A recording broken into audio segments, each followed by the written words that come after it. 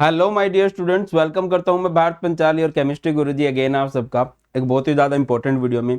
तो आज की वीडियो में हम लोग बात करने वाले हैं how to manage your class 12th along with CUET 2024।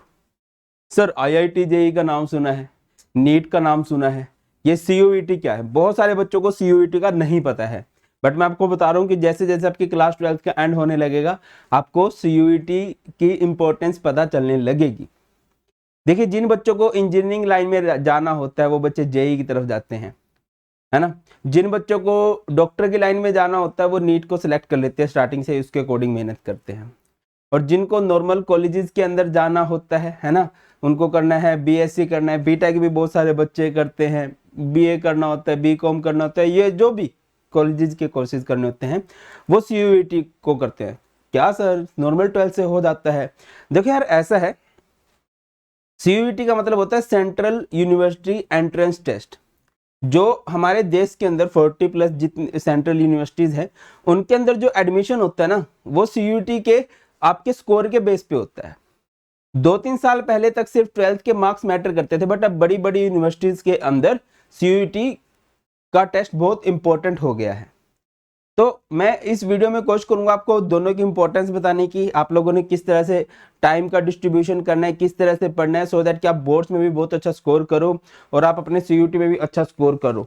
और क्या मैं राइट पर्सन हूँ ऐसा बोलने को? देखो यार, लास्ट ईयर पढ़ाए हुए बहुत सारे बच्चों ने 199 स्कोर किया है, और अभी रिसेंटली CUET का पेपर हुआ था, तो जो मेरे प्लस बैचेज के स्टूडेंट थे उन्होंने ये बोला कि सर कुछ भी आपके किराए से बाहर नहीं आया था। तो आप लोग ट्रस्ट कर सकते हो, ठीक है। और अगेन वही बात है कि सिर्फ स्ट्रेटजीज बनाने पे बिलीव नहीं है, अगर कुछ बात आपको बोली जाएगी तो वो चीज़ें आपको प्रोवाइड भी करवाई जाएंगी। तो सबसे पहली बात कर लेते हैं इंपॉर्टेंस की, कि क्या इंपॉर्टेंस है CUET की, क्या इंपॉर्टेंस है आपके क्लास 12th के बोर्ड एग्जाम की। देखो यार, क्लास 12th बोर्ड एग्जाम आपकी स्कूल की लास्ट क्लास है ना। बोर्ड की क्लास है तो थोड़ा बोलने में भी अच्छा लगता है, हाँ यार मेरे बोर्ड्स में इतने परसेंट आए थे। कई सारे कॉलेजेस हैं जो परसेंटेज के बेस पे एडमिशन लेते हैं। अभी नीट का तो क्राइटेरिया बदला है, बट जेई में क्राइटेरिया अभी रिसेंट टाइम तक 75% इन बोर्ड एग्जाम था, तो ये मैटर करता है। और इसके अलावा अगर मैं CUET की बात करूं, जितने भी गवर्नमेंट कॉलेजेस हैं, जितनी भी बड़ी बड़ी यूनिवर्सिटीज हैं, वहां पर CUET के थ्रू एडमिशन मिलने में आसानी होती है। अगर आप एक डिसेंट स्टूडेंट हो तो बहुत अच्छे अच्छे कॉलेजेस के अंदर आप लोग एडमिशन ले सकते हो, बहुत अच्छी अच्छी यूनिवर्सिटीज के अंदर आप लोग एडमिशन ले सकते हो इस एंट्रेंस टेस्ट के थ्रू। अब देखो दिक्कत क्या है क्लास 12th में और CUET में। देखो, क्लास 12th का जो एग्जाम होता है वो जनरली आपका हो जाता है फेब मार्च के आसपास, है ना। फेब मिड से स्टार्ट होते हैं, मार्च एंड तक, अप्रैल स्टार्टिंग तक आपके बोर्ड एग्जाम हो जाते हैं। उसके बाद आपके पास 1-2 महीने का टाइम होता है, अप्रैल मई, लगभग जून की स्टार्टिंग में या मई की एंडिंग में आपका CUET का पेपर होता है। CUET का जो पेपर हुआ करता है बेटा जी, वो MCQ बेस्ड होता है, ऑनलाइन कंप्यूटर का टेस्ट होता है जिसमें नेगेटिव मार्किंग भी होती है, ठीक है। लगभग आपके डोमेन सब्जेक्ट होते हैं, इसके अलावा आपकी लैंग्वेज होती है, GT भी होते हैं। मैं अपने डोमेन स्पेसिफिक केमिस्ट्री की बात करता हूँ। देखो, लास्ट ईयर तक CBSE से इसका सिलेबस थोड़ा सा अलग था। वो किस तरह से था? क्योंकि CBSE में हमारे 10 चैप्टर आते थे, बट CUET फॉलो करता था NCERT को।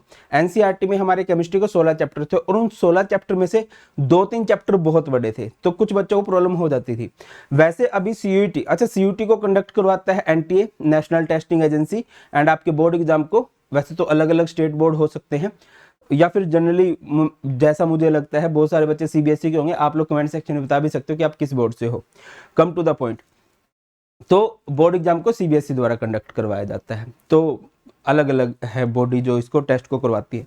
बट अभी इस साल उम्मीद है कि आपका जो सिलेबस है वो सेम हो जाएगा, क्योंकि NCERT ने रैशनलाइज कर दिया है NCERT को। अब आपके NCERT में भी 10 ही चैप्टर रह गए हैं। तो जब आप प्रिपेयर करने जाओ ना, है ना, आपको अपना गोल क्लियर होना चाहिए। जब बच्चों को होता है ना, ये भी कर लूंगा, ये भी कर लूंगा, ये भी कर लूंगा, और एक्चुअल में वो कुछ नहीं कर पाते, ठीक है। आपका गोल क्लियर होना चाहिए। तो सबसे पहले क्या करना चाहिए, आपको हर एक सब्जेक्ट के सिलेबस का प्रिंट आउट निकाल के रख लेना चाहिए कि हाँ मुझे ये पढ़ना है, और जैसे जैसे आप कवर करते जाओ उस पर टिक करते जाओ, ठीक है। केमिस्ट्री की बात करूं तो केमिस्ट्री में बेटा जी 3 पोर्शन होते हैं। सबसे पहला है आपका फिजिकल केमिस्ट्री, फिर है इनऑर्गेनिक केमिस्ट्री, और फिर है ऑर्गेनिक केमिस्ट्री। फिजिकल केमिस्ट्री के आपके 3 चैप्टर हैं, ये सबसे इजी माना जाता है। डिफिकल्टी का लेवल ऐसे ऐसे बढ़ता है लगभग। इनऑर्गेनिक केमिस्ट्री थोड़ी सी टफ होती है, इसके 2 चैप्टर हैं। और ऑर्गेनिक केमिस्ट्री को बच्चों जो है सबसे ज़्यादा टफ बोलते हैं, बट जो एक्चुअल में सेंस करती है ना, जो रूल्स के साथ क्लियर होने लगते हैं, वो ऑर्गेनिक केमिस्ट्री है। इनऑर्गेनिक केमिस्ट्री में थोड़े बहुत एक्सेप्शन भी हो जाते हैं। तो इस तरह से आपके 10 चैप्टर होते हैं। और इन 10 चैप्टर के लिए सबसे जरूरी यही है कि जहां पर भी आप पढ़ रहे हो, इधर आप स्कूल में पढ़ रहे हो, आप किसी कोचिंग पे पढ़ रहे हो, ऑनलाइन ऑफलाइन जहां भी, आपको अच्छे से स्टार्टिंग से ही पढ़ाई करनी चाहिए। ठीक है, मार्क्स का डिस्ट्रीब्यूशन भी ऐसे ही रहता है। ठीक है, लगभग 200 नंबर का आपका सीयूटी का पेपर होगा, तो फिजिकल केमिस्ट्री के 3 चैप्टर उस हिसाब से आपको मार्क्स मिल जाते हैं, और इनऑर्गेनिक केमिस्ट्री के 2 चैप्टर, और सबसे ज्यादा जो 100 के करीब जो मार्क्स है वो आपको ऑर्गेनिक केमिस्ट्री देती है। सिमिलरली बोर्ड में भी आपको ऑर्गेनिक केमिस्ट्री 33 मार्क्स दे के चली जाती है, तो एक अच्छी वेटेज रखती है।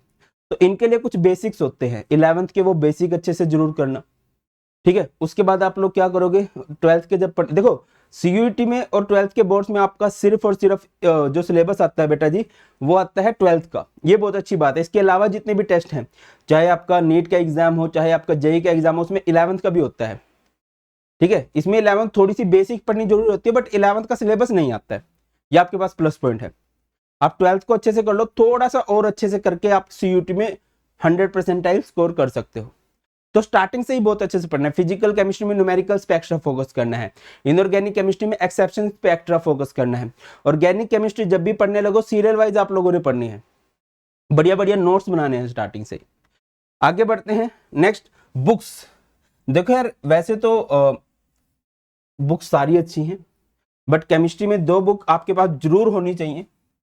एक तो एनसीईआरटी है ना, और दूसरी है एनसीईआरटी एग्जाम्पलर।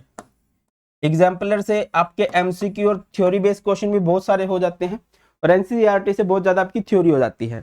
बहुत सारे बच्चे बोलते हैं कि सर एनसीईआरटी की थ्योरी एकदम से समझ में नहीं आती, तो आप कोई एक क्वेश्चन बैंक ले सकते हो। आजकल जितने भी क्वेश्चन बैंक बन रहे हैं बेटा, वो अच्छे लेवल के बन रहे हैं, है ना, और बोर्ड का पेपर भी थोड़ा सा अच्छे लेवल का है। तो उसमें आपके कंपिटेंसी बेस्ड क्वेश्चन हो जाएंगे, जो आपके बोर्ड में हेल्प करेंगे, एज वेल जो आपके सीयूटी में भी हेल्प करेंगे।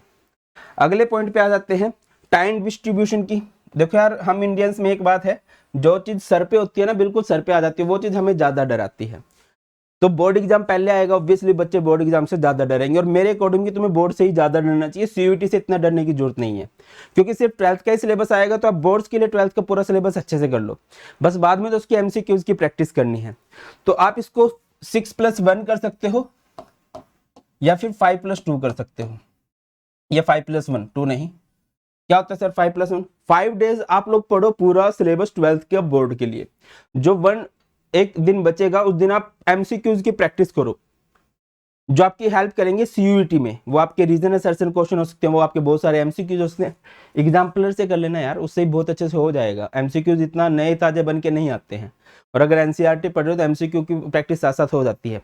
सर फिर 7 दिन होती है ना हफ्ते में, तो जो लास्ट का दिन होता है, मैं जनरली आपको बोलता हूँ रिवीजन के लिए रखो उसको, जिसमें सारे का सारा 6 दिन वाला पढ़ो, वो बेस्ट है। 5+1+1, 5 डेज आप लोग पढ़ोगे बोर्ड्स का, 1 डे आप लोग पढ़ोगे सीयूटी का, और जो लास्ट का 1 डे होगा उस दिन आप लोग रिवीजन करने वाले हो। और स्टार्टिंग से ही आदत डाल लेना, धीरे धीरे, मैं सच में बोल रहा हूँ, जैसे जैसे एग्जाम्स की डेट आएगी ना, फिर प्रेशर बढ़ता है, और प्रेशर बढ़ने से मार्क्स नहीं बढ़ते, मार्क्स कम होते हैं।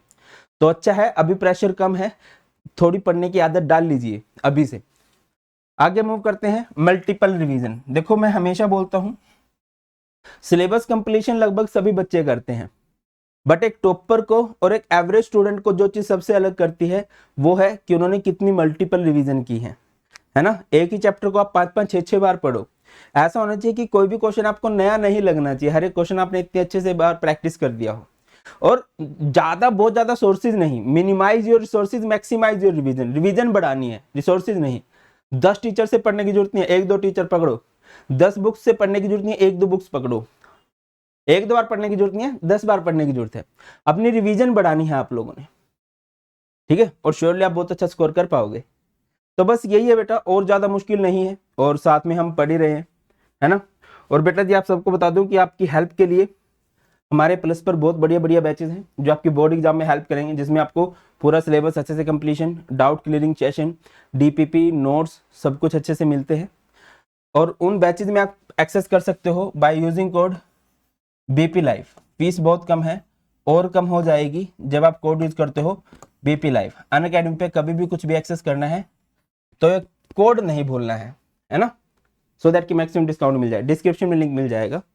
और हमारा टेलीग्राम पर चैनल है क्लास 12th बाय अनअकैडमी, उसको भी जरूर ज्वाइन कर लेना। सभी लेक्चर्स की पीडीएफ आपको उधर मिल जाती है।